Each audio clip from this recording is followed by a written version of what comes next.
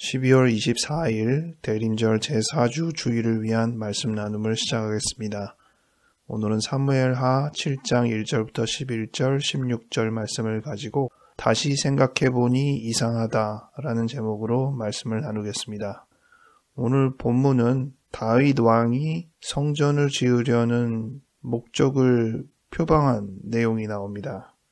1절부터 2절에 보면 여호와께서 주위의 모든 원수를 무찌르사 왕으로 궁에 평안히 살게 하신 때에 왕이 선지자 나단에게 이르되 볼지어다 나는 백향목 궁에 살거늘 하나님의 궤는 휘장 가운데에 있도다.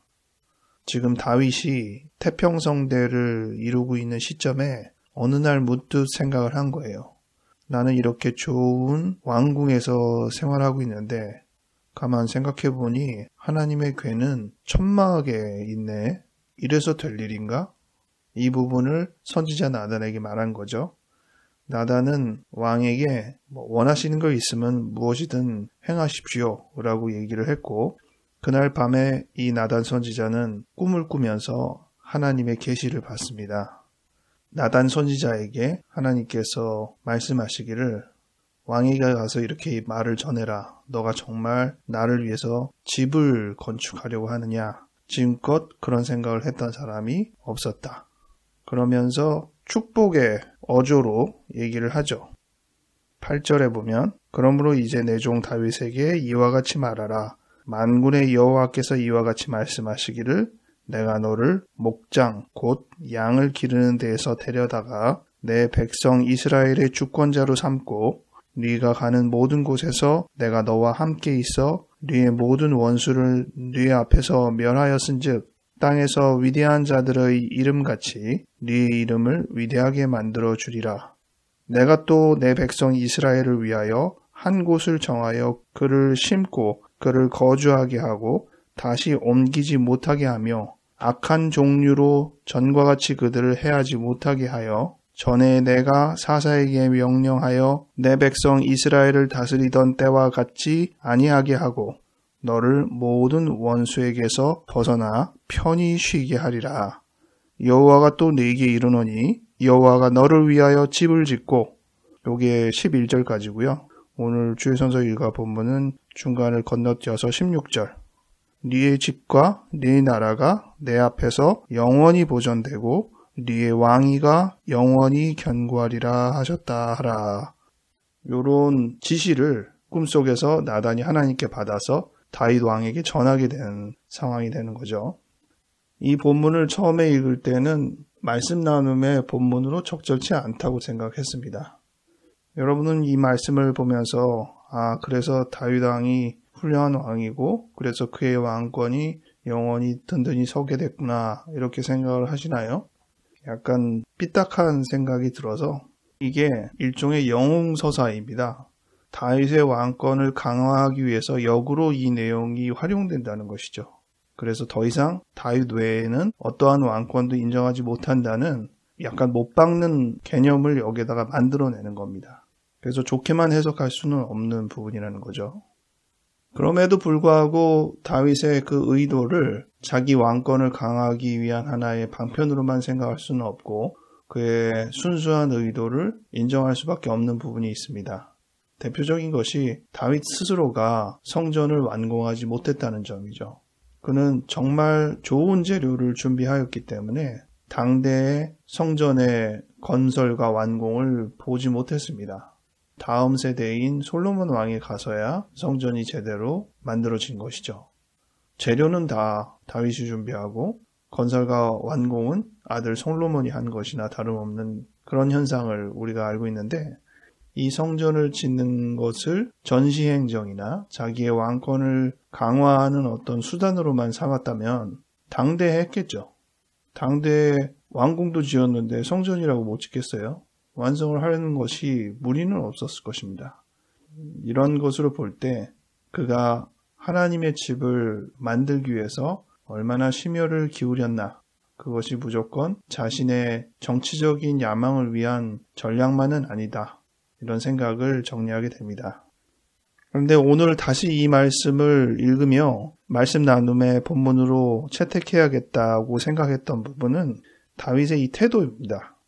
가만히 있자. 생각해보니 좀 이상한데? 이런 태도죠. 그래서 오늘 제목도 다시 생각해보니 이상하다 이렇게 정했습니다. 이상한데? 내가 이렇게 좋은 데에서 사는데 왜 하나님의 괴는 천막에 있지? 그 의구심을 가진 것입니다. 그리고 그 의구심을 점점 키우고 그 의구심에서 바로잡아야 할 부분이 무엇인지를 생각했던 것이죠. 이런 태도는 참 바람직한 태도라고 생각을 하고 우리도 가져야 할 태도라고 생각하기 때문에 오늘 제목으로 선택했습니다. 너무나도 당연하기 때문에 우리가 특별히 생각하지 않고 그냥 지나치는 일들이 굉장히 많죠. 그런데 어느 한순간 그것이 의문을 갖게 되는 때가 옵니다. 그래도 그것이 너무나도 당연하다면 에이, 내가 왜 괜한 생각을 하고 있지 하면서 그 의구심을 덮죠. 그런데 그 의구심을 완전히 무시하지 않는다면 그 의구심은 다시 올라올 것입니다. 그래서 가만히 조금 다시 생각해 봐야겠는데 하면서 조금씩 고칠 수 있는 여지가 생겨날 것입니다. 요즘은 이러한 개념을 감수성이라는 단어로 제일 많이 쓰는 것 같아요. 성인지 감수성이라고 그러죠. 예전에는 성적인 농담을 비일비재하게 했어요. 그것이 상대한테 얼마나 수치나 모멸감을 주는지를 생각지 않고 사회적인 맥락에서 이 정도는 해도 되는 거 아니야? 라고 했었는데 지금은 그렇게 생각하지 않죠. 마찬가지로 젠더 감수성, 남성과 여성의 차이에 대해서 우리가 너무 쉽게 무시하게 되는 표현들, 또 장애 인식에 대한 감수성. 이 감수성은 베리어 프리라는 단어를 써서 얘기하는데 아주 작은 턱이나 담이라도 엄청나게 큰 장벽이 될 수 있잖아요. 휠체어를 타고 다니는데 계단이 있으면 엄두를 못 내는 것처럼. 그래서 그런 부분들을 없애는 쪽으로 가는 게 베리어 프리다라는 개념으로만 처음에 생각을 했죠. 그런데 최근에 제가 장애인식 개선 동영상을 보다가 아주 새로운 인식을 얻었어요. 우리가 대부분 많이 접하고 있는 장애인을 위한 길들이 일반인들이 가는 길과 별도로 구성되어 있죠. 심지어는 저쪽 다른 쪽에 길이 구성되어 있습니다. 근데 그러한 부분들이 베리어 프리에 역행하는 개념이라는 새로운 인식을 알려주더라고요. 1차적으로 그 장벽을 조금 넘어설 수 있는 새로운 길을 만들어주는 것은 바람직하고 좋은 일이라고 생각을 하겠죠. 하지만 장애인과 비장애인이 그 길에 딱 봉착을 하면 서로 가는 길이 달라진다는 겁니다. 그렇겠죠. 그 자체가 베리어라는 거예요. 누구나 같은 길을 가야 되는데 장애가 있다는 것으로 인해서 저쪽으로 다른 길을 가야 된다는 것 자체가 베리어라는 거예요. 그게 장애인과 비장애인을 나누는 개념이라는 거죠. 그런 인식을 하고 보니까 당장 그것이 쉽지는 않더라도 우리가 목표로 하는 것은 장애인이 잘 넘어올 수 있는 별도의 길을 구성하는 게 아니라 장애인도 비장애인도 함께 갈 수 있는 길을 만드는 게 필요하다는 개념이거든요. 아, 그렇구나. 이런 것을 통해서도 감수성에 대한 차이를 다시금 되새기는 기회가 되더라고요. 이런 식으로 어떻게 보면 너무나도 당연하게 생각했던 많은 영역들이 이제는 아니구나 이렇게 생각을 하고 고쳐지게 됩니다. 또 하나의 예로 세종대왕의 한글 창제도 비슷한 개념으로 생각했어요. 당시에는 구어, 대화의 언어로 한글이 이미 있었죠. 그리고 문자 언어는 한자밖에 없었습니다. 그래서 생활 언어와 글이 다른 거예요. 마치 우리가 지금 한국말로 언어를 구사하는데 글씨를 쓸 때는 알파벳 영어로 글씨를 써야 되는 그런 꼴이나 다름없는 거죠. 그래서 이게 안 맞습니다. 발음도 안 맞고 개념도 안 맞고. 근데 그게 너무나도 당연하게 계속 진행이 되어 왔던 거예요. 그 시점에서 세종대왕이 이게 중국의 언어와 다르니까 소통의 제한을 준다. 그래서 우리는 우리의 말에 맞추어서 표기법이 필요하겠구나. 그래서 한글을 만들자 생각을 했다는 거잖아요. 이 부분도 아까 처음에 사무엘하 7장을 영웅서사로 이야기한 개념과 약간 비슷한 식의 삐딱선이 있어요. 결국 한글 창제를 한 것이 백성을 자기의 왕정 주도에 제한시키려는 의도로 언어를 만든 것이 아니냐. 마치 미디어를 통제해가지고 국민을 제한하려고 하는 거랑 비슷하게 언어를 만들어서 제한하려고 하는 것이 아니냐. 그 말도 어느 정도 일리 있는 부분이 있어요. 실제로 한글을 창조한 다음에 처음 만들어낸 시가 용비어천가, 자기의 왕조를 찬양하는 글을 썼잖아요. 그런 것들로 볼 때도 영웅서사가 거기에 담겨 있긴 할 겁니다. 하지만 그 의도만은 물론 아니죠. 그 한글을 통해서 얼마나 우리가 많은 걸 얻었습니까? 그러니까 어떻게 보면 우리가 무언가를 할 때 그 의도에 불손함도 담겨 있고 순수함도 담겨 있고 결코 그것을 하나의 잣대로만 말할 수는 없는데 그렇게 만들어낸 이후로 그것이 또 어떻게 변형되고 진행되며 이것이 더 긍정적인 방향으로 갈까 부정적인 방향으로 갈까에 여러 가지가 관여한다고 생각을 합니다. 그런 면에서 볼 때는 한글도 그렇고 많은 감수성 이야기도 그렇고 오늘 본문으로 선택되어서 다루어진 다윗이 성전을 만들려는 의도도 그렇고 취지의 순수함과 불손함을 넘어서서 바람직하게 사항들이 이어진 예들을 우리가 접하게 되는 것으로 보입니다. 특별히 이 한글에 대한 생각을 하면 우리가 지금 이 대림절 기간을 보내는 부분에 가장 적합한 개념적인 일치라고 볼 수 있어요. 우리의 글을 우리의 말과 일치하기 위한 노력을 했던 거잖아요. 하나님께서도 신과 인간의 그 격차를 좁히기 위해서 인간의 몸에 당신이 온전히 성육신 하셔서 인간의 진심 어린 마음을 그대로 인정하려고 하셨던 것이잖아요. 괴리와 격차를 줄이기 위한 노력의 일환이다 생각이 들거든요. 개인적인 경험들도 그런 부분에서 생각해보면 많이 있을 겁니다. 저도 최근에 어떤 경험에서 저로서는 너무나 당연했는데 그 당연한 것이 빠졌어요. 근데 상대방에서는 그냥 뺐는데요? 얘기를 하니까 저로서는 너무 화가 나는 거예요. 생각해보면 상대방 입장에서는 뺄 수도 있지. 그게 너무나 당연한데? 이렇게 생각을 하니까 그렇게 쉽게 대답을 했겠죠.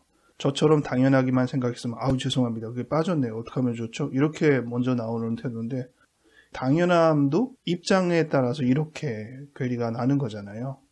여러분도 어떤 일상의 상황에서 상대방이 생각을 바꿔서 내 입장을 수용하거나 또 반대로 내가 내 입장을 다시 제고해서 상대방의 입장을 수용하게 되는 상황들이 벌어질 것입니다.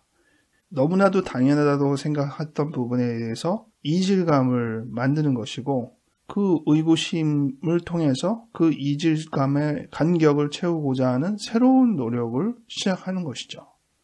이것이 하나님께서 성육신으로 예수님의 몸을 입으시고 이 땅에 태어나신 것과 다르지 않은 개념의 노력이다. 우리도 예수님의 성육신을 본받아서 이 격차를 줄이는 노력에 한 걸음 나아갈 수 있다. 그것이 이 대림절을 보내는 우리의 마음으로서 가져야 될 부분이다 생각이 들었습니다.